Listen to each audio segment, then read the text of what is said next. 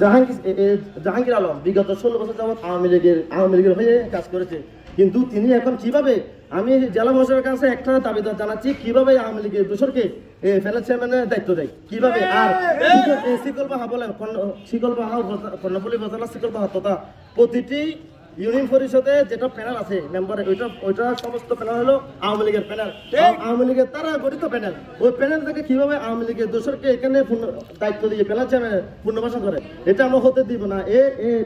জাহাঙ্গীর আলম এখানে প্রাপ্ত panel chairman হওয়া মানে এখানে আওয়ামী লীগকে আবার কি পুনর্বাসন করা ইউনিয়ন পরিষদে আমরা দিব না। আমরা বিগত 16 বছর যাবত দেখেছি এই প্যানেল এগুলো মেম্বার ইউপি সদস্য আছে, এরা ওতভাবে আওয়ামী লীগের সাথে জড়িত। এমনকি 2019 সালের পর থেকে যখন কিছুটা মানুষ হাসিনার বিপক্ষে চলে যায়, তখন বিভিন্ন আওয়ামী লীগের মিটিং মিছিলে মেম্বারদেরকে কি দেয়, চেয়ারম্যান বলেন মানে আওয়ামী লীগের নেতারা বলেন, ওরা ইউপি সদস্যকে দায়িত্ব দেয় শিকলবাহাতে যতগুলো অনুদান আসবে এই জনসভায় বলেন যারা এখানে উপস্থিত থাকবে ওদের কি সাধারণত জনগণকে জিম্মি করে, এদের আইডি কার্ড জিম্মি করে বলে দেয় যে মিটিং মিছিলে যাবে হাসিনা, কোন হাসিনার মিটিং মিছিলে যে যাবে আওয়ামী লীগের তাকে কি দেবে, শিকলবাহা ইউনিয়ন পরিষদের যতগুলো অনুদান আসবে সেবা প্রথমে এদেরকে দিবে, মানে সাধারণ জনগণকে এটা কায়েম করে দেয়।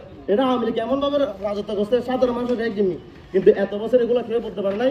কিন্তু আমাদের কথা হলো এই আওয়ামী লীগের দোষর কিভাবে জেলা প্রশাসক মহোদয় সম্মানিত উনি কিভাবে ওনাকে এখানে কি দেয়, এমনকি কর্ণফুলী উপজেলা প্রশাসনও এটা দায়িত্ব, বর্তমান প্রশাসন হলো কর্ণফুলী উপজেলা প্রশাসন ম্যাডাম, উনি থাকা সত্ত্বেও কিভাবে এই প্যানেল চেয়ারম্যানকে এখানে কি দেয়, পুনর্বাসন দায়িত্ব দেয়। আমরা ওনার কাছে জবাব দিতে চাই, জেলা প্রশাসনের কাছে জবাব দিতে চাই, কেন এই আওয়ামী লীগের দোষরকে পুনর্বাসন করে সাধারণ মানুষকে আবার আওয়ামী লীগের দ্বারা পরিচালিত হতে চাই, এটা আমরা কি চাই, জবাব চাই। মানি না মানবো না, মানি না মানবো না, মানি না মানবো না, মানি না মানবো না, মানি না মানবো না। লাইভ চলতেছে আমাদের 24-এর গণ অভ্যুত্থান আজকে 10 মাস পেরিয়ে গেছে। আমি একজন আহত জুলাই যোদ্ধা।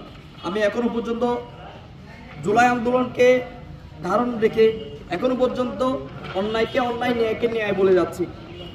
আমাদের অধিকার আদায় করার জন্য প্রতিনিয়ত আন্দোলন করে যাচ্ছে।